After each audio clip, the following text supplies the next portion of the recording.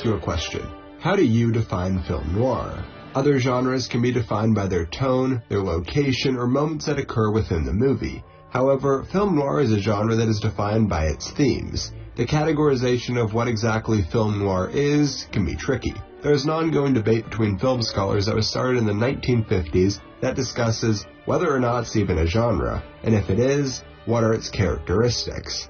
The goal of this video isn't to try and join that debate, but if you're interested in some reading material that covers this topic, I recommend The Philosophy of Film Noir by Mark T. Conard, Film Noir Reader by James Ursini, and Dark City Dames by Eddie Moeller.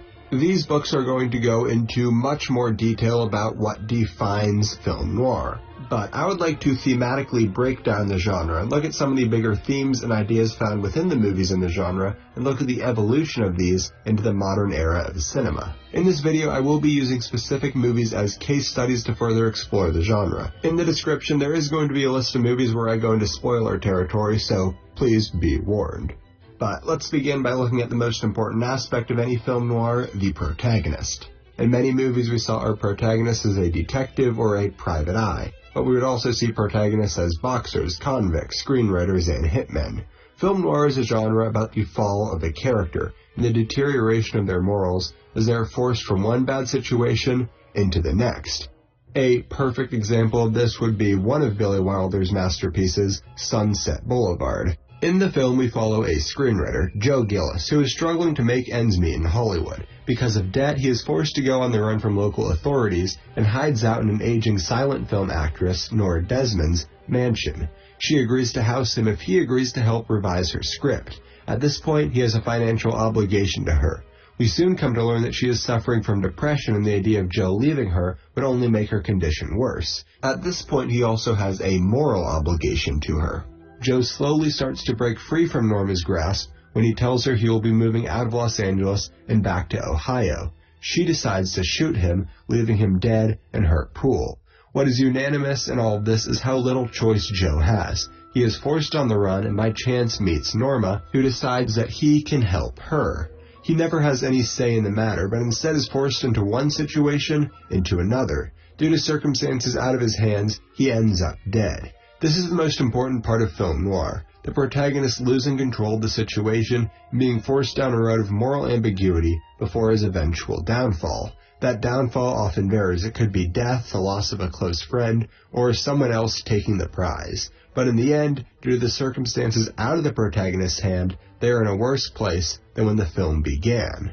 Above all else, what causes the fall of the protagonist is generally a woman. We saw this in Sunset Boulevard, but it is found throughout film noir. The closest literary connection to these characters is the femme fatale, or a female character who seduces or lures men into compromising, dangerous, or deadly situations. This character type dates back to at least ancient Greece, where we saw examples with Medusa and also the sirens in Plato's The Odyssey. I want to single in on Alfred Hitchcock's Notorious. In the film, we follow Alicia Huberman, whose father is sentenced to 20 years in prison for being a Nazi spy. She is asked by the U.S. government to go to Rio de Janeiro to help spy on her father's Nazi group.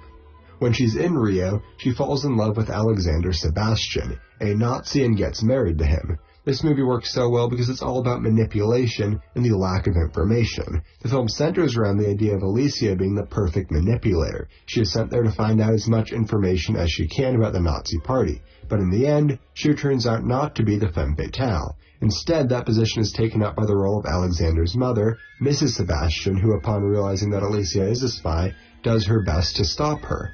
There's a lot of different angles of manipulation that happen in this movie. There are a lot of different twists and turns that happen all throughout the movie being orchestrated by one of these femme fatales. Alicia, who fits into the more traditional definition in that she lures Alexander into marriage to try and get more information out of him, and Mrs. Sebastian, who breaks some rules of this trope but tries to manipulate both her son and Alicia. It's a complex narrative that perfectly shows off the importance of a femme fatale in film noir. Another defining feature of film noir is reflecting the time and place where the film was created. In the 1940s, World War II was reflected into film noir with a downbeat tone and a very melancholy atmosphere. The genre shifted in the 1950s to embody more espionage and deceit, which is obviously a reflection of the Cold War and the paranoia that was felt because of the Red Scare.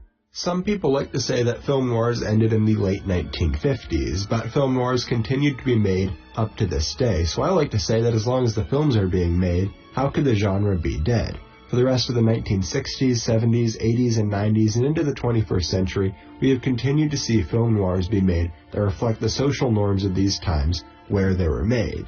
But let's go back to 1944 and look at Fritz Lang's Ministry of Fear. In it we follow Stephen Neal, who wins a cake at a carnival, but is attacked and has the cake stolen from him by someone pretending to be blind. It turns out the cake he won actually had a hidden Nazi code within it, and that he has gotten himself wrapped up in an international ring of spies, detectives, and Nazis. This reflects the fears that many people had during this time. The idea of a ground war coming to your country, the idea of unwillingly being pulled into a situation out of your control, like a draft, and the idea of a powerful group of enemies that you are not even aware of. What Lang did so well in this movie was play up the fears that Americans and the English would have, and embody that in the movie to add to the suspense to the story. Roman Polanski did something similar in Chinatown. In the film, we follow Jake Gittes, a private eye who is asked to do a small job but quickly gets wrapped up in government scandal, dishonesty, and manipulation. This is a very American movie that plays up the fears that many Americans were having during the time of its release. The film was released in 1974, only 2 years after the Watergate break-in happened and just months before Richard Nixon stepped down as president. The biggest idea in this movie is that politicians and other authority figures aren't trustworthy. We see this with lawyers, the wealthy, and even the police lieutenant. Part of why Chinatown captured the nation's interest when it was released is that it created parallels to the corruption in the nation's capital and scared people. One of the reasons that I think film noir is still a somewhat active genre is that it's supposed to be a reflection of the time. It is a genre that explores people's rational fears, things that we don't quite know about, like political corruption and the effects of war. In my eyes, what defines film noir isn't the location or whether or not the protagonist wears a trench coat, but instead has to do with the characters and a greater meaning found within the story. We have to see our protagonist being carried along this long and twisty ride with no sense of control, being manipulated every sense of the way. Although we will probably never have a revival of film noir like we saw in the 1940s and 50s, there are still great movies being made today that fit into the mold of film noir. Thank you very much for watching. I do love